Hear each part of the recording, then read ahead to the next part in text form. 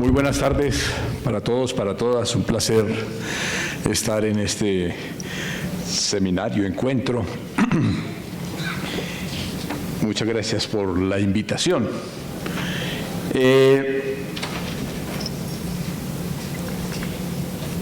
Digamos, la invitación está formulada para tratar de mirar los temas de brechas en el desarrollo, particularmente en el capital humano, el tema territorial y, naturalmente, el escenario institucional del desarrollo regional.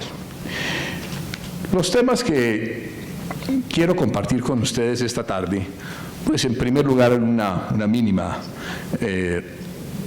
reflexión sobre las desigualdades, y quiero conversar o quiero mostrar y compartir 3 trabajos que hemos hecho en los últimos 2 años en la oficina de CEPAL aquí en Colombia, que miran temas de brechas regionales, políticas diferenciadas, desigualdades en el desarrollo, en por lo menos 3 vertientes. Un trabajo que hacemos periódicamente sobre la competitividad departamental, otro trabajo que realizamos en el contexto del la llamada misión del sistema de ciudades con planeación y hábitat alrededor de las políticas sociales diferenciadas para las principales ciudades del país, y un trabajo reciente donde vuelve y aparece el tema de capital humano, desarrollo, territorialidad, que es el tema de bienes públicos sociales para las zonas rurales de Colombia en el contexto de la misión para el desarrollo rural que lidera Planeación.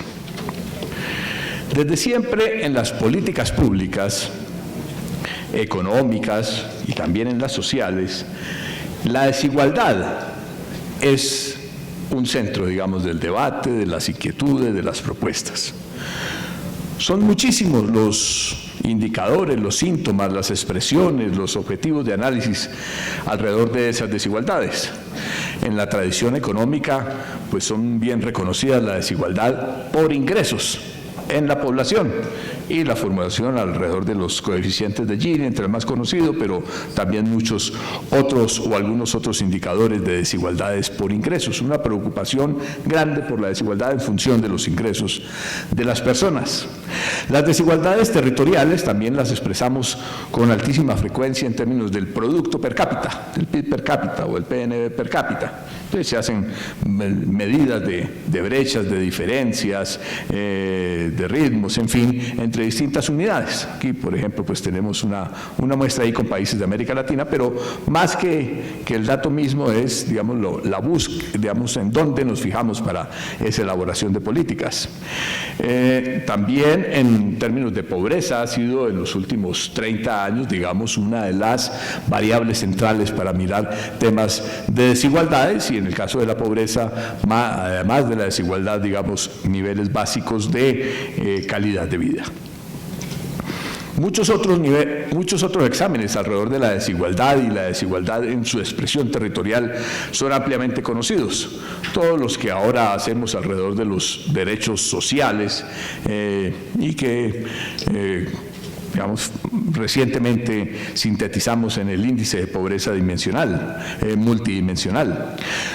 Índices complejos, ya más complejos de desarrollo, que también miden diferencias y desigualdades entre regiones, sean ellas locales, nacionales, internacionales, en fin, como el índice de desarrollo humano o los índices de competitividad. El esfuerzo también, digamos, de muchos años atrás, muchísimos años atrás, pero con desarrollos fuertes, importantes en los últimos años, con preocupación política importante en los últimos años, son ese tipo de indicadores de desigualdad en función también de los territorios y de las condiciones institucionales. Nuestro primer ejemplo, nuestro primer trabajo, el primer trabajo que expongo sobre la competitividad en los distintos departamentos de Colombia, es un ejercicio que venimos haciendo ya hace unos 15 años, y en el último ejercicio, digamos que el índice de competitividad está compuesto básicamente está compuesto por 5 grandes factores. que son como dimensiones del desarrollo, esos factores en la composición, en la forma como determinan la composición de ese índice de competitividad para nuestra última medición, dan, como lo muestra la gráfica, el factor la dimensión instituciones pesa 8%, la infraestructura 21%, la fortaleza de la economía también 21%, temas de innovación, ciencia y tecnología 25% y capital humano 26%. Estamos ahí por lo menos 4 dimensiones que pesan relativamente lo mismo, pero entre ellas el capital humano, las dimensiones de capital humano son las que están marcando para las épocas más recientes el mayor peso en la determinación de esos niveles de competitividad. Cuando vemos el mapa, digamos, en la escala acostumbrada, tenemos un mapa cuando lo distorsionamos por efectos de la competitividad, vemos que ese mapa pues cambia y dónde se concentra, y dónde se expresa territorialmente esa capacidad de competitividad. Ahora, tenemos aquí 3 escalafones. El primero a la izquierda es el escalafón global de competitividad, luego el escalafón en capital humano y tenemos a continuación el de ciencia y tecnología. Recuerdo, el global está compuesto por capital humano, ciencia y tecnología, economía, infraestructura e instituciones. Pero a propósito de la reflexión con capital humano, quería mostrar lo siguiente. Digamos, aquí tenemos una forma relativamente, bueno, digamos en el general, una forma relativamente continua. Aquí con una gran distorsión en Bogotá, en fin, un gran salto, pero con cierta continuidad. Interesa aquí mostrar lo siguiente, la distribución, digamos, de esa competitividad, específicamente en capital humano, si lo vemos, está mucho más abultada aquí en los primeros niveles de ese escalafón. Y digamos, tiene una cola importante, pero tiene como en principio una mejor distribución, digamos, del capital humano, con grandes carencias aquí al final de ese escalafón. El de ciencia, tecnología e innovación tiene exactamente el perfil contrario. Digamos, si uno pudiera decir que es cóncavo, pues mirado desde acá, tiene una formación convexa. Quiere decir que aquí tenemos, digamos, las colas, los poquitos están aquí y la gran cantidad de departamentos están en la parte baja. La reflexión primera, digamos, en términos de la formación de la competitividad del capital humano pesa mucho, decíamos en la lámina anterior, y aquí podemos decir está mejor, en principio mejor distribuida que la competitividad global y está muchísimo mejor distribuido que la capacidad de innovación. También quiere decir que digamos, para los momentos que vive la sociedad colombiana hoy en día, el gran esfuerzo es tratar de transformar esta capacidad en capital humano mejor distribuida en mayor capacidad de innovación. Aquí hay grandes saltos que deben hacer algunas regiones. Cuando hacemos cuando miramos la configuración de ese escalafón global de competitividad, lo que encontramos es una altísima correlación entre 3 dimensiones: infraestructura, fortaleza de la economía y capital humano. Pareciera que esas 3 dimensiones caminan en ese camino de la competitividad integradas, hablan de alguna manera de lo mismo, casi que una no se puede desarrollar en ausencia de la otra. Líneas más divergentes tienen los factores de innovación, o menos correlacionados los factores de innovación e instituciones. Como este es un ejercicio que ya lleva 15 años, la evolución del peso de la forma como cada uno de esos factores determina la competitividad global, nos muestra que de todas maneras el factor de capital humano siempre ha estado arriba en la determinación de los niveles de competitividad. Recientemente el de ciencia, tecnología e innovación gana terreno. Los otros 2 fuertes siguen siendo fortaleza de la economía e infraestructura. Pero vale la pena, dado que también el tema de esta charla es sobre lo institucional, la variabilidad que tiene los otros, frente a los otros factores, la variabilidad mayor que tiene el factor de instituciones y gestión y finanzas públicas. Naturalmente es más, pues entendemos que puede tener mayores variaciones en el tiempo, lo otro tiene dinámicas más acumulativas. Ahora, eso no quiere decir, pues digamos, una lectura, uno puede decir, la institucionalidad hoy determina poco de la competitividad, podría ser una lectura, digamos, negativa o pesimista, pero también puede tener una lectura positiva y optimista, y es que hoy el desarrollo institucional ha ganado, de todas maneras, un progreso importante, digamos, en la parte baja de la tabla, y es un factor menos diferenciador de la competitividad que los otros factores como capital humano e infraestructura. Y la institucionalidad juega como un elemento de igualdad en ese proceso y ayuda menos a la diferenciación de la competitividad. Ahora, casi para terminar esta parte, esta es una gráfica que ilustra como el grado de esfuerzos que hay que hacer para avanzar en esos niveles de competitividad en cada uno de los factores. Y quiero resaltar alrededor del tema de capital humano, que es esta, digamos, morada, lila, violeta, que los departamentos que están en los niveles bajos, en los puestos 20 a 30, tienen que hacer enormes, pero enormes esfuerzos para poder ganar en ese escalafón de competitividad, por lo menos en la parte de capital humano.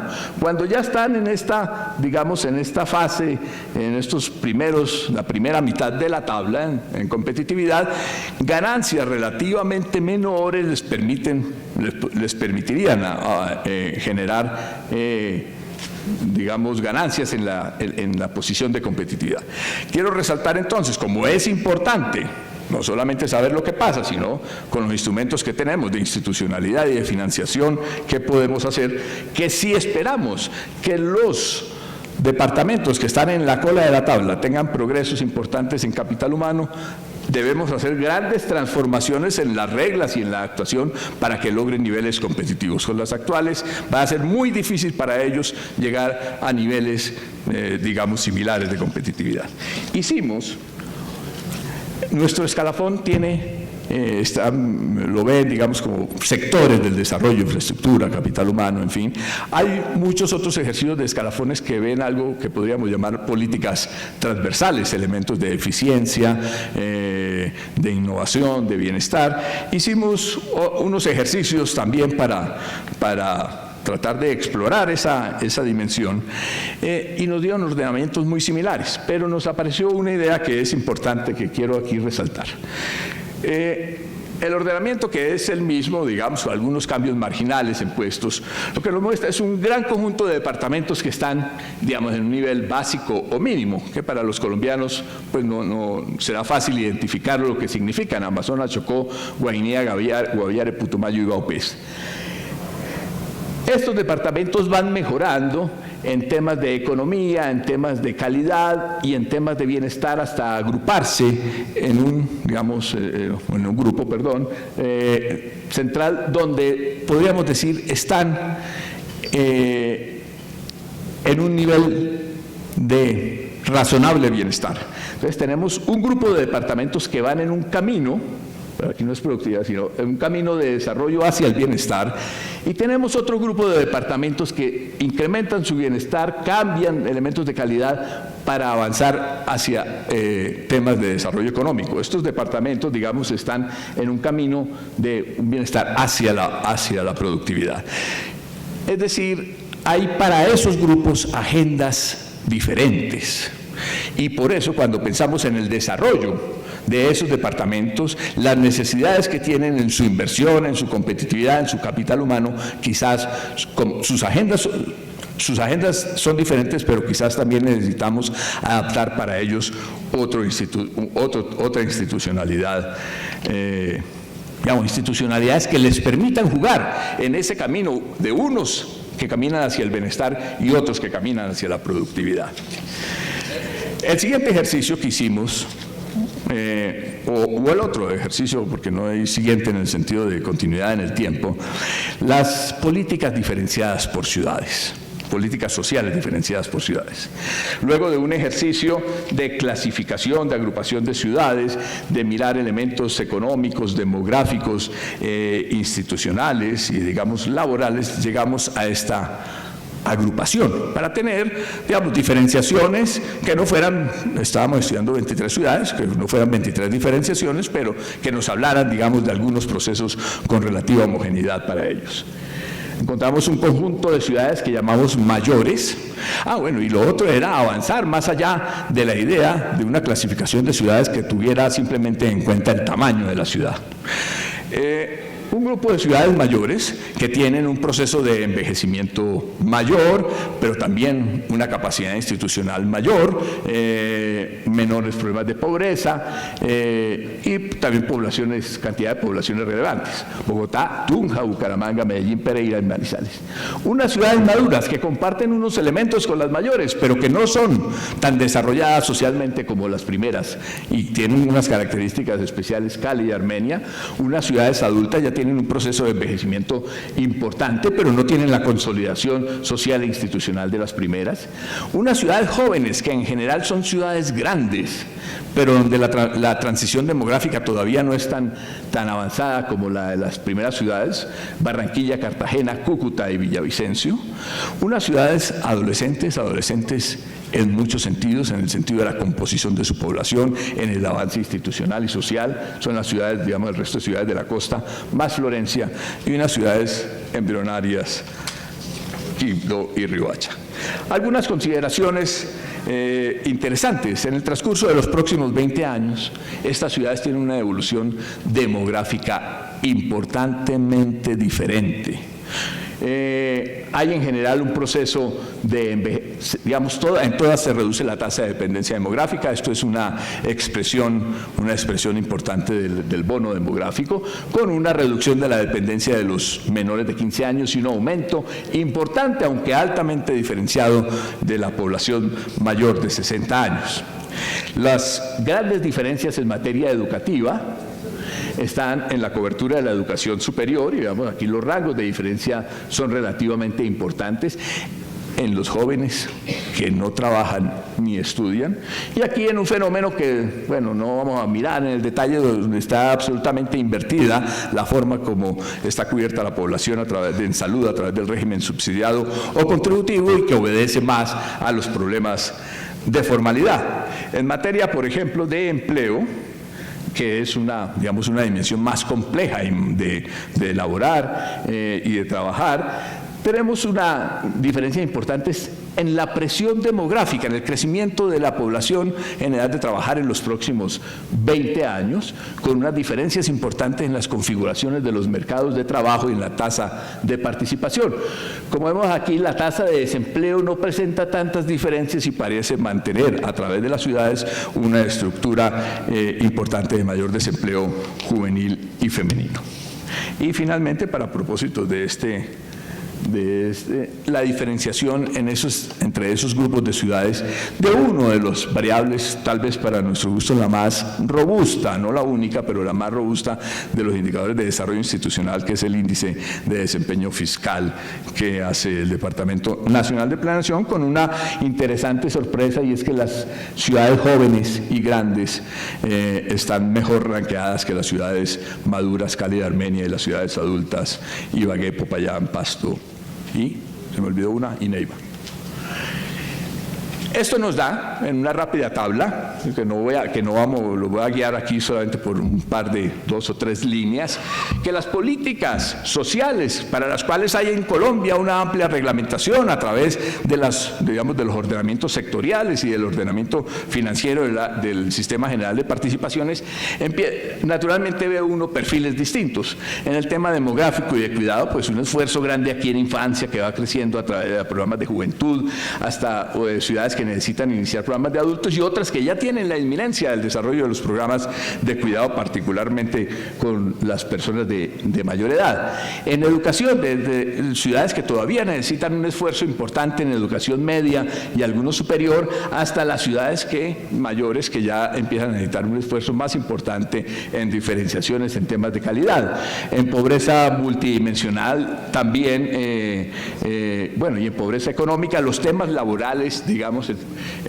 que empiezan a entrar en la agenda de todas las entidades territoriales, en estas ciudades pequeñas, digamos, es más un problema de formalización, mientras que en las ciudades grandes como Bogotá ya empieza a ser muy importante los programas de sostenibilidad del desarrollo económico de los hogares. Y en institucionalidad, mientras creo que en las ciudades embrionarias y quizás en adolescentes todavía estamos en tiempos de hacer programas de desarrollo institucional, ya en estas ciudades jóvenes ya necesitamos un fortalecimiento de capacidades institucionales mucho más arraigadas frente a un fenómeno de diversidad en la calidad de esas instituciones, mientras que, digamos, en las ciudades mayores ya es importante promover el desarrollo de nuevas y diversas capacidades y, digamos, no las tradicionales. Este ejemplo, este tema, digamos, 5 minutos. Este tema, digamos, es importante para mostrar que en un régimen, por lo menos en ciudades relativamente homogéneas, con toda su diferenciación, pero que es el grupo de las ciudades capitales, se muestra cómo el esquema, digamos, las prioridades de la agenda del desarrollo social en estas ciudades tiene perfiles estructuralmente diferentes, que haría pensar a la estructura institucional y de financiación flexibilidades y diferencias para abordar, digamos, necesidades de política que son distintas en cada uno de esos grupos de ciudades. El último ejercicio que hicimos recientemente fue el de los bienes sociales rurales, bienes públicos sociales en zonas rurales. La brecha entre las zonas urbanas y rurales es inmensa, todos lo sabemos. En Colombia más y más álgido por la asociación con otros problemas nacionales como el de la seguridad. Hay un sesgo, digamos, hay una perspectiva optimista en este análisis que hicimos, no vamos obviamente a mirar todos los numeritos, pero es que a pesar de todo, las brechas en educación y en salud, a pesar de ser 1.4, o sea, 40%, hasta 120%, 80% por aquí en algunos casos, siendo altas, son los sectores en los que menores brechas existen entre lo rural y lo urbano. De cualquier forma, esa ha sido una ganancia, digamos, de las reformas de los últimos 25 años. Porque no son las mismas magnitudes de las brechas que hay, por ejemplo, en términos de vivienda y de servicios públicos, donde esa brecha es de 8, en vez de 1 punto tanto, es de 8 y 10 en calidad de la vivienda y en calidad y en provisión de servicios públicos. Obviamente en un nivel intermedio está el conjunto de medidas de pobreza que integran varias de ellas, pero, digamos, la calidad de vida, para decirlo así, en resumen, en las zonas rurales es por lo menos de la mitad de lo que es en las zonas urbanas. Este tipo el análisis con más detalle de este tipo de brechas debe permitir a futuro formular, en el caso colombiano, políticas de donde es necesario reducir brechas, por supuesto, pero donde también es posible acelerar esa reducción de brechas según la conformación institucional, tecnológica, en fin, y los niveles de complejidad en los distintos sectores. Hicimos un análisis de algunas de las variables más importantes según el grado de ruralidad de los territorios, y efectivamente algunas de los bienes sociales presentan un mayor déficit o un mayor nivel de desigualdad en razón de las condiciones rurales de esos territorios. La tasa de dependencia demográfica varía intensamente con la naturaleza rural, digamos, de los municipios del país. Hay casos donde solamente, digamos, en el último nivel o en el máximo nivel de ruralidad es donde se presentan diferencias, entonces ahí marcaría, digamos, esfuerzos particulares alrededor de esos territorios. Es el caso, por ejemplo, estos son casos, no es que sea los únicos ni los más significativos, sino para mostrar el tipo de diferencia. En este caso son los niños menores de, entre 6 y 10 años. Como ven aquí, que es ¿qué dice allí? Esto es calidad de la educación. También en los niveles más rurales el déficit es mayor. Fíjense, la atención en salud, la atención o la afiliación, en este caso, a salud, incluso aparece con muy buenos niveles en las zonas más rurales. Lo que comentaba antes, también el gran déficit en las zonas extremadamente rurales en el tema de vivienda. ¿Y este qué es? Bueno, eliminación de excretas. Quería mostrar estos últimos. El índice de pobreza multidimensional también, evidentemente, avanza, es mayor en los niveles de pobreza, particularmente en aquellos territorios de más alta ruralidad. En el tema de desocupación y mercado de trabajo, las diferencias no atienden, digamos, al grado de ruralidad, pero en el índice de desempeño fiscal, sí, los municipios más rurales del país tienen índices de desempeño fiscal inferiores que solo van mejorando a medida que baja el nivel de ruralidad. Por lo tanto, en una política, si hay una política pública explícita, consistente, en fin, alrededor de lo rural, este es uno de los temas, digamos, a abordar. Hicimos algunos cálculos que tal vez no es tan importante ahora discutirlos aquí, sobre todo cuando se nos acaba el tiempo. Pero, digamos, sí mencionar, sobre todo en este escenario ascendístico, que la estructura del sistema general de participaciones es central en la disminución de las brechas de capital humano y de calidad de vida.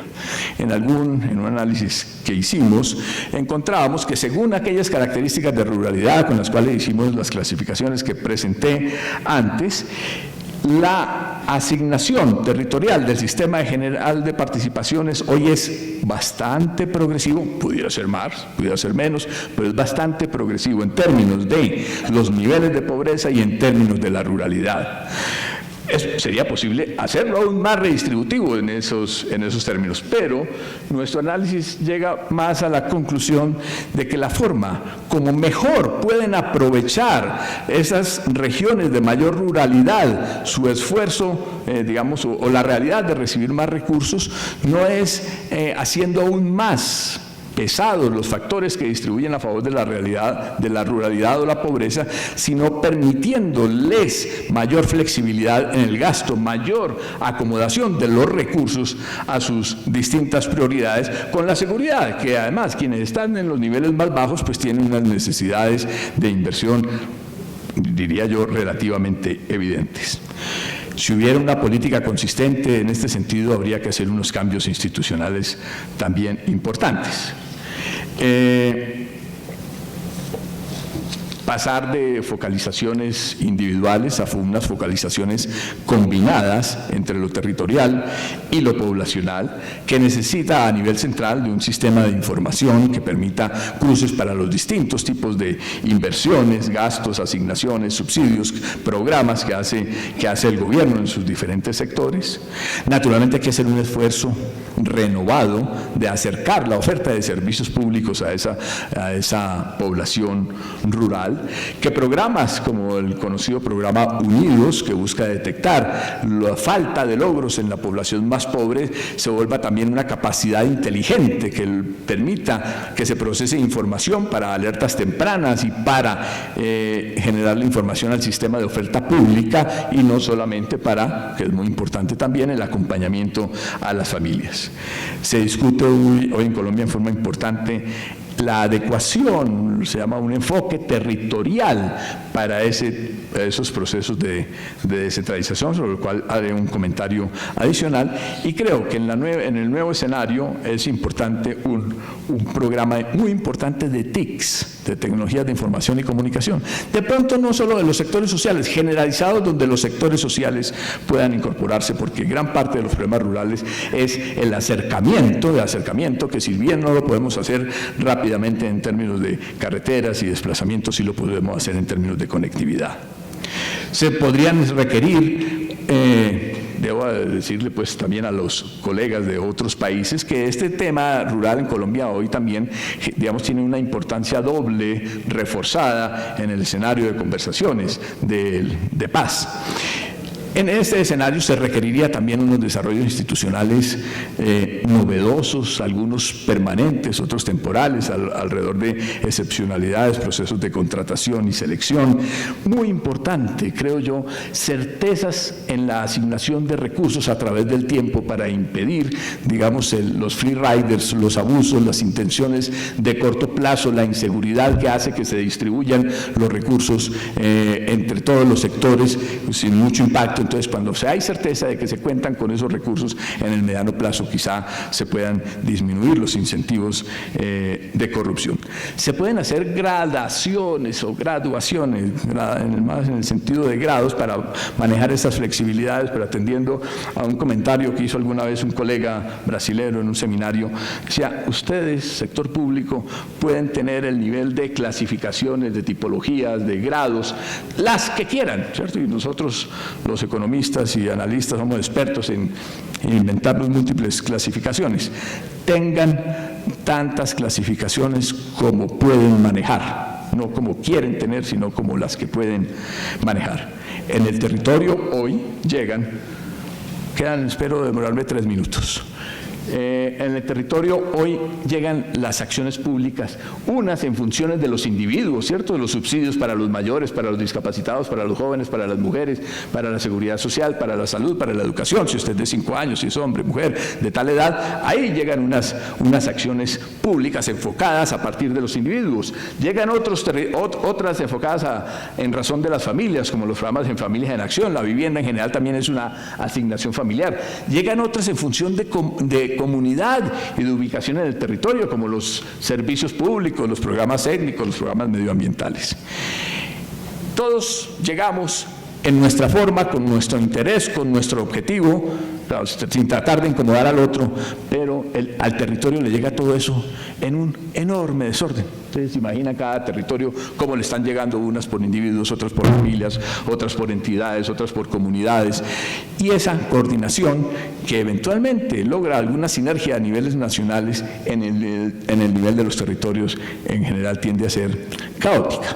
Es una caricatura, pero todos entendemos que es relativamente cierto. Esa necesidad de un enfoque territorial nos obliga a un esfuerzo de coordinación allí en los territorios.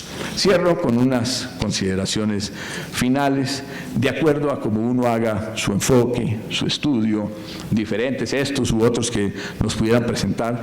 Digamos, creo que hay un tema común en todas estas presentaciones, en toda esta forma de análisis, y es que las políticas públicas, nosotros lo hemos hecho mucho en el sector social, pero también en otras actividades requieran contar con mayores diferenciaciones alrededor de temas relevantes. Lo ubiqué uno en temas, en organizaciones, en agrupaciones administrativo-políticas o por aglomeraciones como el de ciudades, en fin. No solamente para los sociales, vimos que, por ejemplo, en las ciudades grandes se necesitan ya que estas ciudades empiecen a desarrollar programas más complejos alrededor de temas productivos y de mercado de trabajos que hoy no están consideradas en ninguna legislación, ni como competencia, ni como recursos. Esas flexibilidades deben responder a las agendas distintas de desarrollo, tanto desde el propósito nacional como vistos desde cada uno de los recursos, y esta es una construcción histórica. No estamos jugando permanentemente reformas, pero es el conjunto de esas reformas progresivas en el tiempo los que nos va dando esa característica y esa condición de institucionalidad. Creo que alrededor de la reorganización del sistema general de participaciones puede haber más campo para la libre asignación, con algunos ajustes como puede ser el per cápita en educación, generar más reglas con incentivos, permitirle más a los agentes locales reconocerles los logros más que administrarle unas cuentas. Eso requiere de parte del sector público nacional un esfuerzo especial en información para poder, digamos, valorar esos logros, y una construcción institucional sostenible como la de EPM. Bueno, muchas gracias.